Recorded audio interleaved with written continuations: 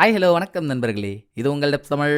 இன்னைக்கு நம்ம 2020 ரிலீஸ் ஆன மெமரிஸ்ட்ன்ற ஒரு கொரியன் டிடெக்டிவ் சீரியஸோட 10வது எபிசோட தான் பார்க்க போறோம். முதல் 9 எபிசோட் பார்த்தவங்களுக்கு தெரியும் இதோட கான்செப்ட் என்ன, கதை எதை நோக்கி போகுது, கடைசியா என்ன ஆச்சுன்ற வரைக்கும். பார்க்காதவங்களுக்காக பழைய எபிசோட் வீடியோ லிங்க் எல்லாம் கீழே டிஸ்கிரிப்ஷன்லையும் மேல கார்ட்லையும் கொடுத்துருக்கேன். அதெல்லாம் பார்த்துட்டு வந்து இந்த எபிசோட பாருங்க. ஸோ எல்லா எபிசோட்லையும் நம்ம ஆளுங்களுக்கு கொலா கொடுத்துட்டு இருந்த கில்லரை போன எபிசோட்ல ஹீரோயின் கிட்டத்தட்ட நெருங்கிட்டாங்க. தோட்டக்காரியோட பையன் வரைஞ்ச டிராயிங் மூலியமா போட்டோகிராஃபர் வீட்டு ட்ரைனேஜ் ஓட்டைக்குள்ள தான் கில்லர் ஒளிஞ்சிட்டு இருக்கான்னு கண்டுபிடிச்சு உள்ள போனாங்க. அதுல ஹீரோயின் மாஸ்க் போட்ட கில்லரையும் பார்த்துட்டா. துப்பாக்கி ஃபயர் ஆகிற சவுண்டும் கேட்டுச்சு. அப்படியே எபிசோட முடிச்சிட்டாங்க இல்லையா?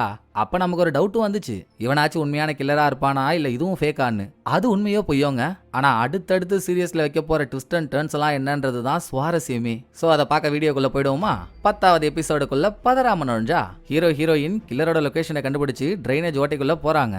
அதுல தனியா ஒரு ரூமுக்குள்ள போன ஹீரோயின் மாஸ்க் போட்ட கில்லரை பார்த்துட்டா. துப்பாக்கி ஃபயர் ஆகிற சவுண்டும் கேட்டுச்சு. ஆனா அவ கில்லரை ஷூட் பண்ணல. தன்னை நோக்கி வந்தவன பயமுறுத்துறதுக்காக சைட்ல தான் ஷூட் பண்ணிருக்கா. அதுக்கும் அசராம அவன் வந்துகிட்டே இருக்கானா. இன்னும் 2 ஸ்டெப் எடுத்து வச்சான்னா சுட்டு சுண்ணாம்பாக்கிடுவா. அதுக்குள்ள துப்பாக்கி சவுண்ட் கேட்டு குடுகுடு நீங்க ஓடி வந்த ஹீரோ, அட இருமா, எல்லாத்துலயும் அவசரப்பட்டுக்கிட்டு ஃபர்ஸ்ட் அது யாருன்னு பாப்போன்னு முன்னால இருக்கவனோட மூஞ்சில போட்டிருக்க மாஸ்க கழட்ட ஏமாத்தி புட்டானுங்க சித்தப்பா. நம்ம நினைச்ச மாதிரி அது கில்லரே இல்ல. கில்லர் கடத்தி வச்சிருந்தான்ல தோட்டக்காரியோட புருஷன். அவன் கில்லர் இவனை பலிகடா வாங்கிட்டு தப்பிச்சிட்டான் போல. அதோட தோட்டக்காரியோட புருஷன் நிதானமே இல்லாம இருக்கான். ஒய் அப்படின்னு ஹீரோவனை ஸ்கேன் பண்ணும் போதுதான் தெரியுது இதுக்கு முன்னால வரைக்கும் கில்லர் மத்தவங்களோட மெமரியில அவன் எந்த இடத்துல ரெஜிஸ்டர் ஆகுறானோ அந்த இடத்த மட்டும் தானே எரேஸ் பண்ணுவான். இங்க என்னடான்னா தோட்டக்காரி புருஷனோட மொத்த மெமரியையும் எரேஸ் பண்ணிட்டான். நம்ம யாரு என்னன்றதை மறந்ததை தாண்டி பிறந்ததுல இருந்து பேசிட்டு இருந்த தாய்மொழியவே மறந்துட்டாங்க. கிடைச்சவனை கொண்டு போய் ஹாஸ்பிட்டல் அட்மிட் பண்ண அங்க பாதர் ரெஸ்ட் ஓடி வந்த தோட்டக்காரி அவன் இருக்க ரூமுக்குள்ள நுழைஞ்சதும் நம்ம எங்க இருக்கோம் சுத்தி இருக்கவங்க எல்லாம் யாருன்னு தெரியாம கத்துன்னு கத்தி எல்லாரையும் அல்லோல படுத்திட்டு இருக்கான். பட் பொண்டாட்டிய பார்த்ததும் அவனுக்குள்ள ஒரு அமைதி. இதோட நம்ம சில பல எபிசோடுக்கு முன்னால ஒரு லேடி டாக்டரை பார்த்திருப்போம். ஹீரோயின் அவங்கள்ட்ட போய் இவன் கண்டிஷனை விசாரிக்க அவங்க டாக்டர் படிச்சவங்க அறிவியலுக்கு உட்பட்டு தானே பேசுவாங்க. ஒன்னும் பிரச்சனை இல்ல, ஷாக்னால அப்படி ஆயிருக்கும், கூடிய சீக்கிரம் இழந்த மெமரி எல்லாம் வந்துடும் சொன்னாலும் அது எப்படி வரும்? இது சூப்பர் பவரை யூஸ் பண்ணி அழிச்ச மெமரிஸ் திரும்ப வர்றது கஷ்டம் தான். அதை ஹீரோ சொல்ல டாக்டருக்கு ஷாக்கு தாங்கல. அது எப்படிப்பா இப்படி எல்லாம் நடக்கும்னு. நடக்குதே டாக்டர், நீங்களே யோசிச்சு பாருங்க. மெமரிஸை ஸ்கேன் பண்ண நான் ஒருத்தன் இருக்கும்போது மெமரிஸை அழிக்க ஒருத்தன் பிறந்திருக்க மாட்டானா? பிறந்து வந்து உயிரை உருவி எடுக்கிறான், நான் பண்ண சொல்றீங்க அப்படின்னு இங்க பேச்ச முடிச்சுட்டு கிளம்பின ஹீரோ போற போக்குல ஹீரோயினுக்கு ஒரு ட்விஸ்ட கொடுக்குறாரு. இவர் தோட்டக்காரி புருஷனோட மெமரியை ஸ்கேன் பண்ணும்போது உள்ள எதுவுமே இல்ல, காலி குண்டானா இருக்குன்னு அப்போதைக்கு அதை முடிச்சிட்டாரு இல்ல. பட் ஒரே ஒரு மேட்டர் மட்டும் இருந்திருக்குங்க. கில்லருக்கு தெரியும் எப்படியும் ஹீரோ இங்க வந்து அவனை கண்டுபிடிச்சிட்டான்னா அவன் மெமரியை ஸ்கேன் பண்ணுவான்னு. அப்படி ஸ்கேன் பண்ணும்போது நம்ம சொல்ல நினைச்ச விஷயம் ஹீரோவுக்கு கன்வே ஆகணும்னு கில்லர் தோட்டக்காரி புருஷனோட மூலையில அவன் சொல்ல நினைச்ச ஒரு விஷயத்த விதைச்சிட்டு போயிருக்கான். அது என்னன்னா, இது இதோட முடிஞ்சிச்சுன்னு நினைக்காத ராஜா, கண்டிப்பா இந்த மாசம் முடியறதுக்குள்ள 3ஆவதா ஒரு கொலை விழும். உன் கரப்படைஞ்ச கையால நீ யாரை தொட்டியோ அவங்கள கொன்னு நான் உன்னை காயப்படுத்தாம விடவே மாட்டேன் அப்படின்னு கில்லர் ஹீரோவுக்கு சவால் விட்டுருக்கான். இந்த மாசம் முடியறதுக்கு இன்னும் 3 நாள் தான் இருக்கு. அதுக்குள்ள அவன் யாரை கொல்ல போறான்னு எப்படா கண்டுபிடிக்கிறது அப்படின்னு ஹீரோயின் ஜர்க்கானா. போதுமா, நான் கில்லரை தேடி டயர்ட் ஆயிட்டேன். எப்பவும் அவன் விளையாடுற கேம்லயே நம்ம பிளேயரா இருக்கணுமா?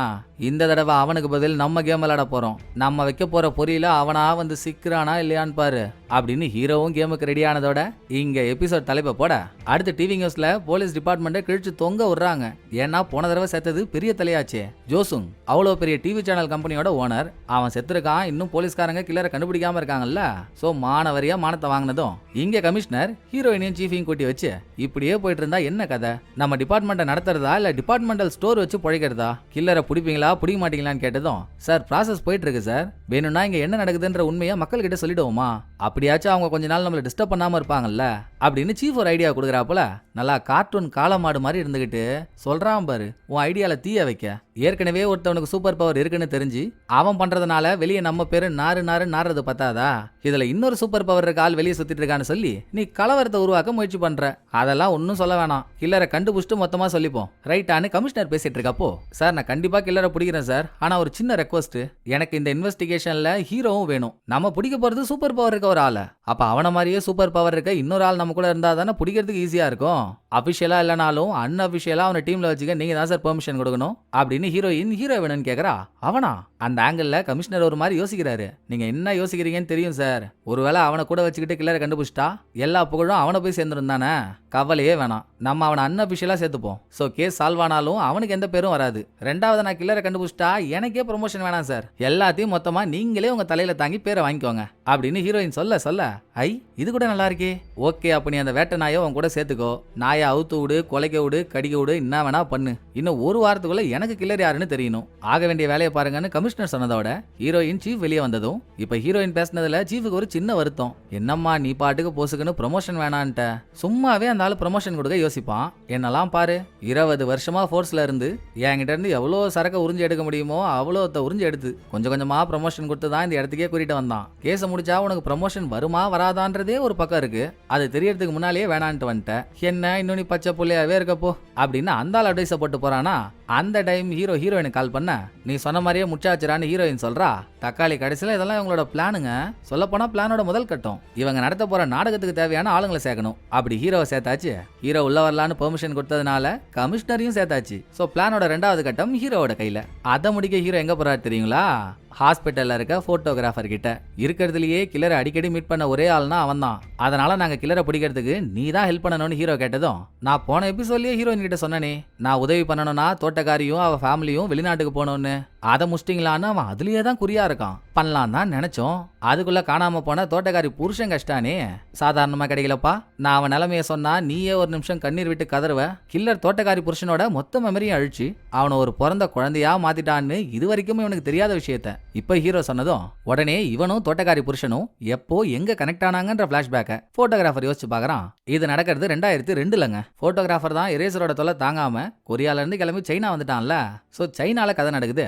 சூது விளையாடுற ஒரு ரஃப் அண்ட் டஃப்பான கேங்கு. அங்க வேலை செய்யற ஒரு பையன். அவனுக்கு இந்த கேங் மேல என்னமோ ஒரு காண்டு. சோ பிளாக் மார்க்கெட்ல இல்லீகலா விஷ பவுடர் ஒன்று வாங்கி அதை இவங்க சாப்பிட்ற சாப்பாடுல கலந்து இந்த கேங் நடத்திட்டு இருக்க லேடி கிட்ட எடுத்துட்டு வந்து கொடுக்கும்போது நான் அப்புறம் சாப்பிட்டுக்கிறேன்.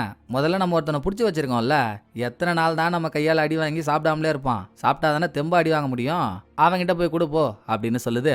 உள்ள இருக்கவனோட மூஞ்சில துணியை போட்டு மூடி இருக்காங்க. யாருன்னு தெரியல. பையனை அவங்கிட்ட சாப்பாடை வச்சுட்டு தயவு செஞ்சு இதை சாப்பிடாதீங்க ஜி, சாப்பிட்டா செத்துருவீங்கன்னு அலர்ட் பண்ணிட்டு வெளியே வரான். அதுக்குள்ள கேங் மொத்தமும் சாப்பாடை சாப்பிட்டு இழுத்துட்டு இருக்கானுங்க.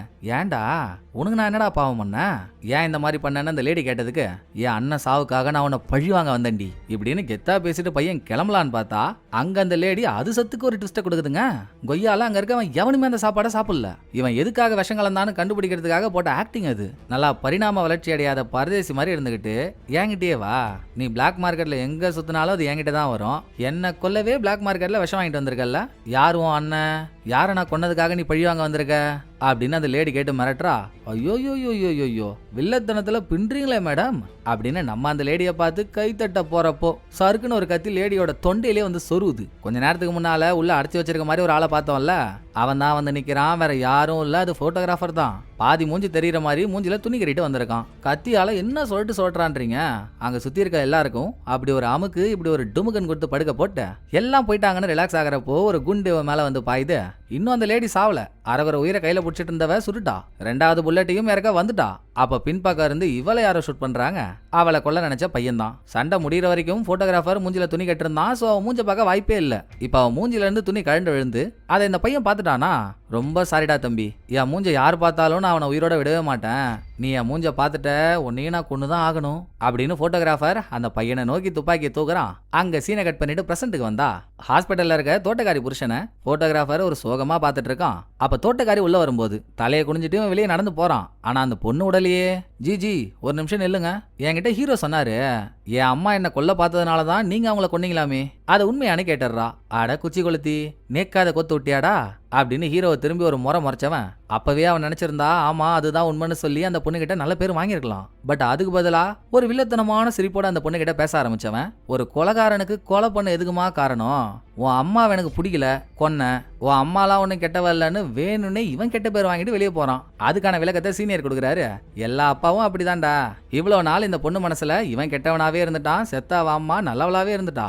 எதுக்கு இப்போ உன் அம்மா வில்லாது வில்லின்னு சொல்லி தேவையில்லாம இவ்வளவு கஷ்டப்படுத்திக்கிட்டு அப்படின்ற மனசோட தான் போய் சொல்லிட்டு போறான். அதை சொன்ன சீனியர், எம்பா ஹீரோ கில்லரால தோட்டக்காரியோட ஃபேமிலிக்கு ஆபத்து இருக்குல்ல, இவங்களை சேஃப்டியா வைக்க போறோமா இல்லையான்னு கேட்கும்போது இல்ல இல்லங்க கில்லரோட அடுத்த டார்கெட் இவங்க ஃபேமிலி இல்ல, சொல்றேன் இருங்கன்னு ஹீரோயினுக்கு போன கோவப்பட்ட ஹீரோ, ஏம்மா நம்ம நாடகத்துல போட்டோகிராஃபரையும் சேர்க்க முயற்சி பண்ணிருக்கேன், ஒத்து வருவானா இல்லையான்னு தெரியல, பாப்போம், அதுக்குள்ள நீ பிளானோட 2வது ஸ்டெப் ஆரம்பிச்சு விட அப்படின்னு. இப்பதான் 2வது ஸ்டெப் ஆரம்பிக்கவே போது போல, நான் தான் கொஞ்ச நேரத்துக்கு முன்னால மாத்தி சொல்லிட்டேன், ஆரம்பிச்சு விடுன்னு ஹீரோ சொன்னதும் அங்க ஆபீஸ்ல இருந்த ஹீரோயின் அவளோட டீம்மேட்ஸான 3 பேர்கிட்ட, எனக்கு என்னமோ நம்ம டிபார்ட்மெண்ட்ல நம்ம கூடவே வேலை செய்யற யாரோ ஒரு ஆள் தான் எரேசரா இருப்பானோன்னு சந்தேகமா இருக்கு.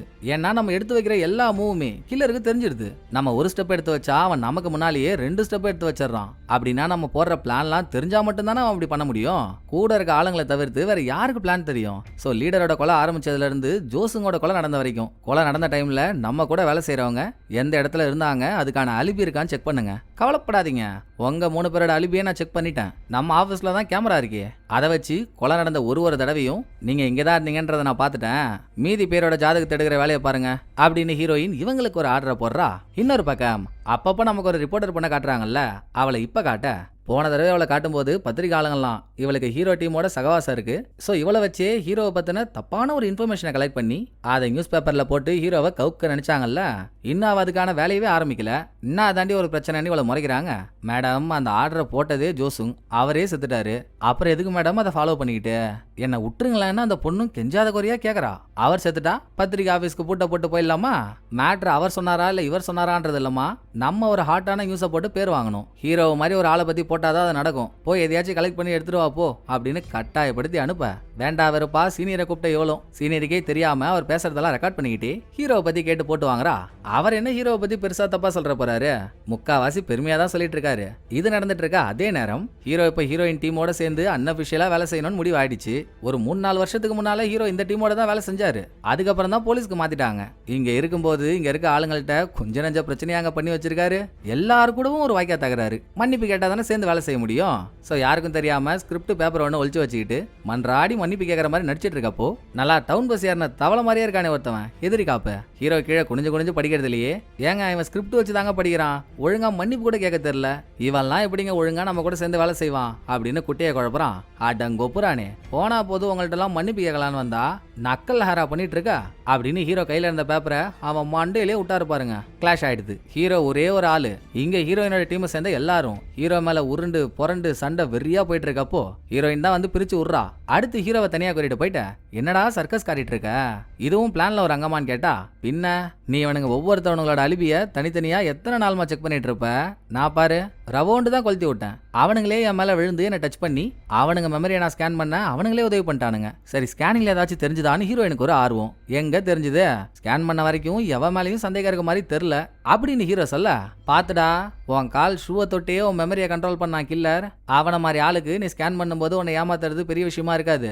அப்படி இவனுங்கெல்லாம் எவனாச்சும் ஒருத்தவன் டிமி கொடுத்துருக்க போறான். எப்படியோ கில்லர் நம்ம கூடவே நம்ம பக்கத்துல தான் இருக்கான்ற டவுட் வந்துருச்சு. கில்லரோட அடுத்த டார்கெட் யாரா இருப்பான்னு நீ நினைக்கிற, அது தெரிஞ்சாதான் கில்லரை பொறி வச்சு பிடிக்க நமக்கு ஈஸியா இருக்கும் அப்படின்னு ஹீரோயின் கேட்டதோட சீனியர் ஜூனியர் அவங்களையும் கூப்பிட்டு வச்சு கில்லர் அடுத்து யாரை கொலை பண்ண வாய்ப்பு இருக்குன்றது ஹீரோவே சொல்றாரு. இந்த ரூம்ல இருக்க 3 பேர்ல யாரோ ஒருத்தவங்க தாங்க கில்லரோட அடுத்த டார்கெட். நான் மாப்ள பொசுக்குன்னு இப்படி சொல்லிட்ட, நாங்க ஏன் அவன் டார்கெட் ஆக போறோம்னு சீனியருக்கு பயம் தாங்கல.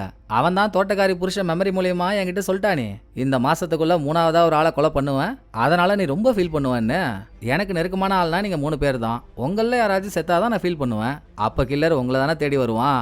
அதுக்கு தான் நான் உங்களுக்கு 2 ஆப்ஷன் கொடுக்குறேன். இதுல ஹீரோயினை விட்டுருங்க, சீனியர் ஜூனியருக்கு மட்டும்தான் இந்த ஆஃபர். ஒன்னு நீங்க வெளிநாட்டுக்கு போயிடணும், ஏன்னா போட்டோகிராஃபர் வெளிநாட்டுல இருக்கான்னு அவன் அட்ரஸே தெரிஞ்சும் கில்லர் அங்க போல, அதுக்கு பதில் போட்டோகிராஃபரை தான் அங்க இருந்து இங்க வர வச்சான். அப்படின்னா அவன் வெளிநாட்டுக்கு போக மாட்டான்னு தெரியுது இல்ல. சோ நீங்க வெளிநாட்டுக்கு போறது முதல் ஆப்ஷன். அப்படி இல்லனா எனக்கு உதவியா கில்லரை கண்டுபிடிக்கிற பொறியா நீங்க இருக்கணும். இது 2ல எது உங்களுக்கு ஓகேன்னு ஹீரோ கேட்க, சீனியர்லாம் ஆள விடு, நான் புள்ள குட்டிக்காரன் அப்படின்னு ஓடுறதுல குறியா இருக்காரு. ஆனா ஜூனியர் தைரியமா நான் உங்களுக்கு உதவி பண்றேன்னு ஒத்துக்கிறான். எதுக்கும் ஒரு தடவை நல்லா யோசிச்சுக்கடா, இதுல ரிஸ்க் அதிகம், பண்றியான்னு 1க்கு 3 தடவை கேட்டு இத்தனை வருஷம் உங்க கூடவே டிராவல் பண்றேன், இந்த அளவு கூட தைரியம் இல்லாம இருந்தா எப்படி, முழு சம்மதம்னு ஒத்துக்கிட்டதும் இவனை தொட எப்போ கில்லர் பக்கத்துல வருவானே தெரியாது, எப்ப வந்தாலும் அவனை லாக் பண்ணணும்ல, அட்லீஸ்ட் வரவன் யாருனாச்சும் தெரியணும்ல. சோ இவனோட ஷர்ட் பட்டன்ல ஹீரோயின் ஒரு லைவ் கேமராவை செட் பண்ணிடுறா. இந்த பக்கம் சீனியர் ஓடுறான்னா மட்டும் விட்டுருவா போறானுங்க, வா உனக்கு ஒரு கேமரா பிடிச்சிக்கோன்னு அவரோட ஷர்ட் பட்டன்லயும் ஒரு கேமரா ஃபிக்ஸ் பண்ண. அடுத்து பிளானோட 3வது கட்டம், ஒரு மீனுக்கு முன்னால எரிய போட்டாதானே மீன் அந்த எரிய வந்து கவ்வும், அப்ப நம்ம மீனை பிடிக்கிறதுக்கு ஈஸியா இருக்கும். சோ அப்படி இப்ப கில்லர் கிட்ட அவனோட எரிய கண்ணு முன்னாலேயே வச்சாதான் அவன் அதை தேடி வருவான், அவனை பிடிக்கவும் ஈஸியா இருக்கும். இப்போன்னு பார்த்துதான் போட்டோகிராஃபரை கோர்ட்டுக்கு கொண்டு போயிட்டு இருக்காங்க. ஸ்டார்டிங்ல ஸ்வாட் டீமோட உதவி எல்லாம் கூட தாங்க இருக்கு. இருக்கு? திடீர்னு மேலிடத்துல இருந்து ஸ்வாட் டீமோட தேவை வேற எங்கேயோ இருக்கு, அதனால எல்லாரும் அங்க போங்கன்னு சொல்லவே கைட்டி விட்டு போயிட்டானுங்க. இவங்க கோர்ட்டுக்கு தனியா தான் போகணும். அந்த டைம்ல கில்லர் வந்துட்டானா என்னடா பண்றதுன்னு எல்லாருக்கும் அல்லுதான். இருந்தும் போட்டோகிராஃபர் போற அதே வண்டியில சீனியர் ஜூனியர் அனுப்பிட்டு ஹீரோ ஹீரோயின் பின்னால வேற கார்ல வந்துட்டு இருக்காங்க. கோர்ட் வாசல்ல ரிப்போர்ட்டர்ஸ் கூட்டம் மாதிரி மொக்கிது. நமக்கு காட்டுற ரிப்போர்ட்டர் பொண்ணுமே அங்கதான் இருக்கா. என்னவோ தெரியலங்க, வேனை விட்டு இறங்கி கோர்ட்டுக்குள்ள போற வரைக்கும் போட்டோகிராஃபர் ஒவ்வொருத்தவங்களையும் பாக்குற விதமே வித்தியாசமா இருக்கு. இப்படியே கோர்ட்டுக்குள்ள கொண்டு போய் உட்கார வைக்கிறாங்களா? நல்லா பல வருஷ பனிக்கரடி மாதிரி நம்ம ஒருத்தவனை பாத்திருக்கோம்ல, சுப்பீரியர்னு. அவன் தாங்க போட்டோகிராஃபருக்கு ஆதரவா வாதாட போறான். முன்னொரு காலத்துல போட்டோகிராஃபர் மென்டல் இன்ஸ்டிடியூஷன்ல இருந்ததெல்லாம் சொல்லி காட்டி, யுவர் ஆனர் என் கிளைண்ட் குற்றவாளியாவே இருந்தாலும் அவருக்கு மன ரீதியான பிரச்சனை இருக்கிறதுனால அவரால் ஜெயில எல்லாம் இருக்க முடியாது யுவர் ஆனர் அப்படின்னு அவன் என்னமோ போட்டோகிராஃபருக்கு ஃபேவரா தான் வாதாடுறான். இவன் என்ன நினைச்சானோ, சைலண்டா இருந்தவன் தானா ஏஞ்சி நான் பைத்தியம் இல்லைன்னு ஜட்ஜு முன்னாலே மைக்ல சொல்றான். டேய் டேய் டேய் குட்ட குழப்பி, எல்லாம் நல்லா தாண்டா போகுது, ஏன்டா தேவையில்லாம பேசிட்டு இருக்க, கொஞ்சம் கம்முன்னு உட்கார்றா அப்படின்னு சுப்பீரியர் போட்டோகிராஃபர் கிட்ட போய் அட்வைஸ் போட்டா, நான் தான் சொல்றேன்ல நான் பைத்தியம் இல்ல, இப்ப நினைச்சா கூட என்னால உன்னை கொல்ல முடியும் அப்படின்னு பேசிட்டு இருந்தவன் கபார்னு சுப்பீரியரோட காதை கட்சி துப்பிட்டு, எப்பல இருந்தோ இவங்க கிட்ட ஒரு ஷார்ப்பான பொருள் இருந்திருக்கு போல, அதை சுப்பீரியர் கழுத்துல வச்சு கோர்ட்டுக்கே ஆவா செஞ்சு காட்டுறாங்க. முடிஞ்சது சுப்பீரியர் கதை நினைச்சா நம்ம என்ன நினைச்சோமோ அது அப்படியே அங்க தலைகீழா நடக்குது. சுப்பீரியரை பிடிச்சவன் அந்தால கிழிக்கல, அதுக்கு பதில் போட்டோகிராஃபர் அவன் கழுத்தை அவனே அறுத்துக்கிறான். இந்த பயிற்சி பெற்ற பைத்தியத்தெல்லாம் கோர்ட்டு கூட்டு வந்தா இப்படிதாண்டா நடக்கும், தூக்குங்கடா அவனை அப்படின்னு அவசரமா ஹாஸ்பிட்டல் தூக்கிட்டு போறாங்க. எந்த பிரச்சனையும் இல்ல, போட்டோகிராஃபர் உயிரோட தான் இருக்கான், ஆனா கான்சியஸ் இல்லாம இருக்கான். கில்லர் கொலை பண்ண போறான்னு சொன்ன மாசம் முடியறதுக்கு இன்னைக்கு தான் கடைசி நாள்.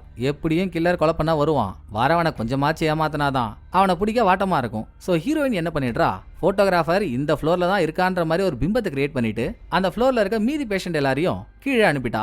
அதோட 2 அடிக்கு ஒரு ஆளுன்னு ஃப்ளோர் மொத்தமும் இவளோட டீமை பாதுகாப்புக்காக நிறுத்தினவ மேல் ஃப்ளோர்ல ஆல்ட்ரேஷன் ஒர்க் நடக்கிறதுனால அங்க யாருமே இல்ல. போட்டோகிராஃபரை மேல ஷிஃப்ட் பண்ணிட்டாங்க. கூட தான் சீனியர் ஜூனியர் 2 பேரும் இருக்காங்க. சோ இப்ப போட்டோகிராஃபர் மேலதான் இருக்கான்றது ஹீரோயினோட டீமை தவிர்த்து வேற யாருக்கும் தெரியாது. சுத்தி இருக்க கேமரா மூலியமா செகண்டுக்கு செகண்ட் அங்க என்ன நடக்குதுன்றத ஹீரோயின் ஆபீஸ்ல இருந்து வாட்சாவும் விட்டுட்டு இருக்கா. ஹாஸ்பிட்டல்ல சில பேர் வாசல்ல இருக்காங்க, இன்னும் சில பேர் மேல ஃப்ளோர்ல இருக்காங்க. இதை ஹீரோயின் ஆபீஸ்ல பாத்துட்டு இருக்கப்போ ஹீரோயின் கூடவே இருக்க டீம்மேட் ஒருத்தவன் போக உடனே கிளப்புறான். ஏன் மேடம் நீங்க ஏன் ஹீரோவை அவ்வளோ நம்புறீங்க? நீங்களே ஒரு ப்ரொஃபைலர், நான் சொல்லி உங்களுக்கு தெரியணும்ன்றது இல்ல, இருந்தாலும் எனக்கு தோன்றதை சொல்றேனே. நீங்க ஹீரோவை நோட் பண்ணீங்கன்னா எல்லா டைமும் எல்லா இடத்துலயும் முட்டாள் மாதிரி தான் நடந்துக்கிறான். ஆனா அவன் முட்டாள்தனமா பண்ற ஒவ்வொரு விஷயத்துக்கு பின்னாலையும் ஜீனியஸான ஒரு மேட்டர் இருக்கு மேடம். எனக்கு என்னமோ வெளியுலகத்துக்கு ஒரு மாஸ்க போட்டு ஏமாத்தி உள்ளுக்குள்ள ரணக்கொடூரமா எதையோ பண்றான்னு நினைக்கிறேன் அப்படின்னு இவன் சொல்ல, அது என்னன்னு ஹீரோயினுக்கு யோசிக்க கூட டைம் இல்ல. ஏன்னா இவ்வளோ நேரமா எல்லாம் நல்லா போயிட்டு இருந்தது, அங்க நடக்கிறத கேமரா மூலியமா ஹீரோயின் பார்த்துட்டு இருந்தால, கேமரா கனெக்ஷன் கட் ஆயிடுதுங்க. சர்வரை யாரோ ஹேக் பண்ணிட்டாங்க. அதுவும் இப்போ ஒரு ஆள் லைவ்ல உட்காந்தெல்லாம் ஹேக்கிங் பண்ணல, ஹேக்கிங் ப்ரோக்ராம் ரெடி பண்ணி அதை அப்லோட் பண்ணிட்டாங்க. சிஸ்டம் தானா ஹேக் ஆயிடுச்சு. ஸோ கில்லர் வரதுக்கான அறிகுறி இதெல்லாம். வாக்காளி ஓடுங்கடா ஓடுங்கடா ஓடுங்கடா, மேல இருக்க எவனையும் கான்டாக்ட் பண்ண முடியல, போய் என்னன்னு பாருங்கடான்னு கீழே இருக்க ஆளுங்கள்ட்ட ஹீரோயின் சொல்லி லிஃப்ட்ல ஏறலான்னு பார்த்தா லிஃப்ட் வேலையே செய்யல. சரின்னு படிக்கட்டுல ஏறி மேல போறாங்க.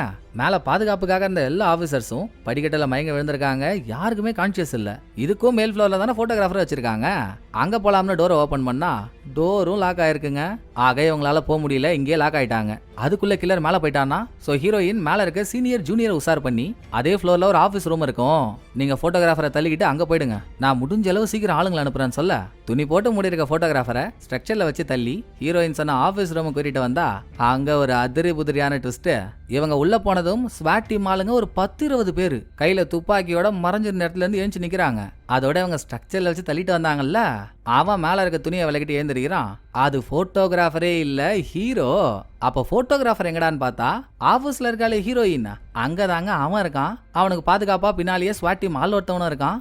எப்படி போட்டிருக்காங்க பாருங்க. ஹீரோ ஹீரோயின் 2 பேரும் பிளான. கண்டிப்பா கில்லர் ஹாஸ்பிட்டலுக்கு கொல்ல வருவான். ஒருவேளை ஹீரோயின் அவ டீம் கிட்ட நான் இந்த மாதிரி ட்ராப் செட் பண்ணி கில்லரை பிடிக்க போறேன்னு சொல்லியிருந்தா, அங்க வர கில்லர் அத்தனை பேர்ல யாராச்சும் ஒரு ஆளோட மெமரியை பார்த்துட்டா கூட அவனுக்கு வச்சிருக்க ட்ராப்பை பத்தி தெரிஞ்சிடும். அது தெரியக்கூடாதுன்னே டீம் ஆளுங்கள்ட்டயே யாருக்கிட்டையும் இதை சொல்லல. எப்பப்பா பின்னி பெடல் எடுக்கிறீங்களேம்மா, நீங்க போட்டிருக்க பிளானை பார்த்தா கில்லரை புச்சிருவீங்க போலியே அப்படின்னு இதெல்லாம் பார்த்துட்டு ஹீரோயின் கூடவே இருக்க போட்டோகிராஃபர் கலாய்க்கிறான். நீ கொஞ்ச நேரம் சும்மா இல்ல, சத்தியமா சாவடிச்சிருவேன், நானே என்ன நடக்க போகுதுன்னு தெரியாம பதறிட்டு இருக்கேன், கம்முனுறா அப்படின்னு இப்போ ஹீரோ சீனியர் ஜூனியர் ஸ்வாட் டீம் ஆளுங்க ஒரு ரூம்ல இருக்காங்கல்ல, அந்த விஷுவல ஹீரோயினால பார்க்க முடியுது. மூடி இருக்க ரூமுக்கு வெளியே யாரோ நடந்தும் வந்துட்டு இருக்காங்க. வந்தால் கதவை திறக்க கோழி அமுகுற மாதிரி ஒரே அமுகுனா அது தோட்டக்காரி. என்ன அப்ப இவதான் கில்லியா? நீ ஆண்டி இங்க வந்தன்னு உருட்டி மிரட்டும் போது, சார் சார் நானா வரல சார், கில்லர் தான் சார் எனக்கு கால் பண்ணி இங்க வர சொன்னான், நாங்க போட்டோகிராஃபரை போட்டு தள்ள போறேன், வேணும்னா வந்து பாத்துக்கோன்னா, அந்த ஆர்வத்தில் தான் சார் வந்தேன் அப்படின்னு அவ சொன்னதும் ஹீரோ போயிட்டு அவன் மெமரி ஸ்கேன் பண்ணி பார்த்தா அவ சொல்றதுதான் உண்மை. கில்லர் வர சொல்லி தான் அந்த பொண்ணு இங்க வந்திருக்கா. கில்லர் அவன் வராம இந்த பொண்ணு அனுப்பியிருக்கான்னா அப்ப அவன் எங்கடா போனா அப்படின்னு நம்ம உட்பட அங்க இருக்க எல்லாருக்கும் சந்தேகம் வருது இல்ல. அப்பதான் ஹீரோ மண்டையில மணி அடிக்குது. ஆஹா, நம்ம போட்டோகிராஃபரோட மெமரியை ஸ்கேன் பண்ணும்போது பேஸ்மெண்ட்ல இருந்து கில்லர் நம்மள டச் பண்ணி அவன் காட்ட நினைச்ச ஒரு விஷயத்த நம்ம காட்டினானே. அங்க கூட ஒரு கல்லுக்கு பக்கத்துல செத்த ஒரு பொண்ணோட கால் மட்டும் தெரிஞ்சது பாருங்க. நம்ம அந்த விஷயத்த மறந்தே போயிட்டோமேடா. அதை பார்க்கும்போது நம்ம பாஸ்ட்ல என் அம்மான்னு நினைச்சிட்டு இருந்த ஒரு பொண்ணை கில்லர் கொண்டானே, அதே மாதிரியே இருந்துச்சு.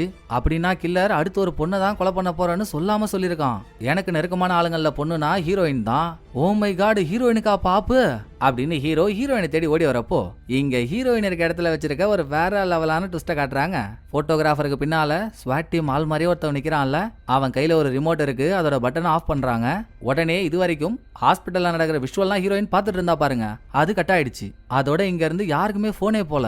சோ ஹீரோயின் கூட இருக்க டீம்மேட் நான் ஒயர்ல ஏதாச்சும் ப்ராப்ளம் இருக்கான்னு பார்த்துட்டு வரேன்னு வெளியே வரான். ஸ்வாட் ஆளு யாருக்கும் சந்தேகம் வராத மாதிரி சைலண்டா அவன் கையில இருக்க துப்பாக்கியை மேல தூக்குறான். பட் முன்னால இருந்த போட்டோகிராஃபர் இதை ஸ்மெல் பண்ணிடுறான். பின்னால கில்லர் தான் நிக்கிறான்னு அவனுக்கு தெரியுது. சோ ஹீரோயின் கிட்ட, அம்மாடி நான் அப்போ அப்பாவை கொலை பண்ணல, அதுக்காக சாரிமா என்ன மன்னிச்சிரு அப்படின்னு மன்னிப்பு கேட்க, என்ன புதுசா மன்னிப்பெல்லாம் கேட்கற, இவ்வளவு நாளா கேட்கல, மென்டல் எதுவும் ஆயிட்டியான்னு ஹீரோயின் இவனை கவனிக்கல. ஹாஸ்பிட்டல்ல என்ன நடக்குதுன்றது தான் அவன் மண்டையில ஓடிட்டு இருக்கு. இல்லம்மா இப்பவும் சொல்லலனா இதுக்கு மேல சொல்ல முடியுமான்னு தெரியல, நான் ஒத்துக்கிறேன், அவ்வளவு பெரிய கொலை பண்ணிட்டு மன்னிச்சிருன்ற ஒரு வார்த்தை கேட்கறதுனால எதுவும் சரி ஆயிடாது.